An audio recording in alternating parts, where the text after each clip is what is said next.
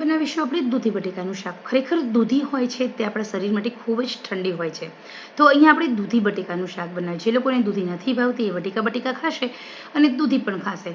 તો અહીંયા મેં જે રીતે શાક બનાવ્યું છે એ રીતે તમે બનાવશો તો ફટાફટ બની પણ જાય છે, ઓછી મહેનત પડે છે. દૂધીની અંદર મેગ્નેશિયમ, પોટેશિયમ પોષક તત્વો છે, શૂન્ય કેલરી છે અને સાથે ઘણા બધા એવા પોષક તત્વો છે જે આપણી હેલ્થ માટે ખૂબ જ ઉપયોગી છે.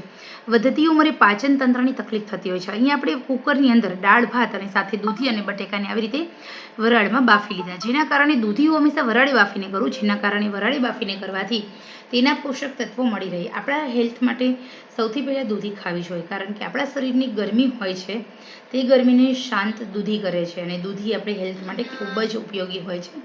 એટલા માટે તો અહીંયા હું અઠવાડિયામાં 2 થી 3 વખત દૂધીનો ઓળો અથવા તો દૂધીની ભાજી અથવા દૂધીનું શાક અથવા તો આવી રીતે દૂધી બટેકાનું શાક મારા માટે તો બનાવું જ છું. સૌથી પહેલી વાત એ છે કે મારા ઘરમાં એક વ્યક્તિને દૂધી ભાવે છે, એક વ્યક્તિને દૂધી નથી ભાવતી, તો એના માટે મેં બટેકા ઉમેરી દીધા. હું એને આમાંથી બટેકા આપીશ અને હું દૂધીનું આ શાક ખાઈશ. તો દૂધી બટેકાની આ ભાજીની અંદર સૌથી પહેલાં 1 ચમચી તેલ લેવાનું, જીરાથી વઘાર કરવાનું, લસણ ખાંડેલું ઉમેરી દેવાનું, સાથે આપણે 1 ઓનિયન ઊભી પટ્ટીમાં સમારેલી ખાસ ઉમેરવાની. આનાથી તમારા શાકનો ટેસ્ટ થોડો અલગ ડિફરન્ટ આવે છે અને તમારે જે રીતે શાક બનાવવું હોય એ રીતે તમે બનાવી શકો છો. લસણ અને ડુંગળી આ બંનેને આપણે 2 મિનિટ સુધી સાંતળી લેવાની છે.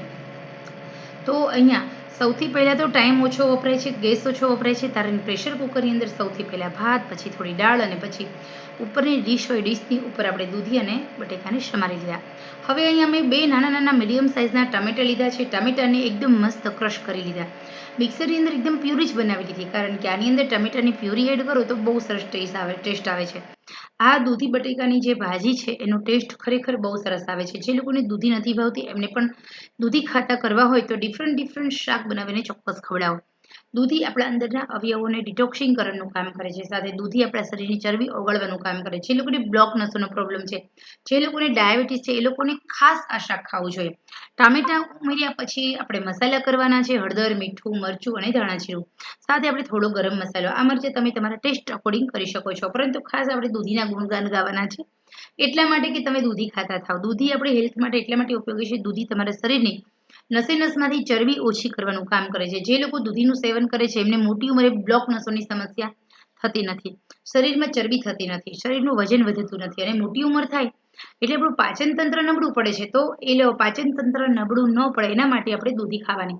તો અહીંયા તમે જો આપણે દૂધીનું પ્રમાણ વધારે રાખ્યું, બટેકાનું પ્રમાણ એક જ લીધું છે અને હવે આપણે સરસ રીતે હલાવી લઈશું. તો આવી રીતે જો તમે દૂધી બટેકાની આ ભાજી બનાવશો તો બહુ ટેસ્ટી બનશે. બધા મસાલા ઉમેરી દીધા પછી હવે આપણે એને ચડવા દેવાનું છે. અહીંયા આપણે દૂધી વરાળે બાફેલી છે એટલે દૂધીના પોષક તત્વો જળવાઈ રહ્યા છે અને ટમેટાની પ્યુરી કરવાથી અહીંયા જે ગ્રેવી છે દૂધી સાથે સેટ થાય છે. એના માટે આ શાક થોડું વધારે ટેસ્ટી બને છે. 2 મિનિટ સુધી ચડવા દીધા પછી હવે અહીંયા આપણું શાક બનીને રેડી થઈ ગયું છે.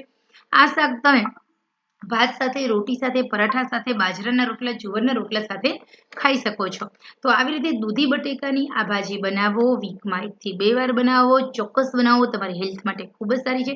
તો તમારી હેલ્થનું તમારે જાતે ધ્યાન રાખવું હોય, ડૉક્ટર પાસે ન જવું હોય તો અઠવાડિયામાં 2 થી 3 વાર આ શાક ખાતા થઈ જાઓ. તો ખરેખર મિત્રો હેલ્થ માટે સૌથી બેસ્ટ એવું શાક એકવાર તમે જરૂર બનાવજો.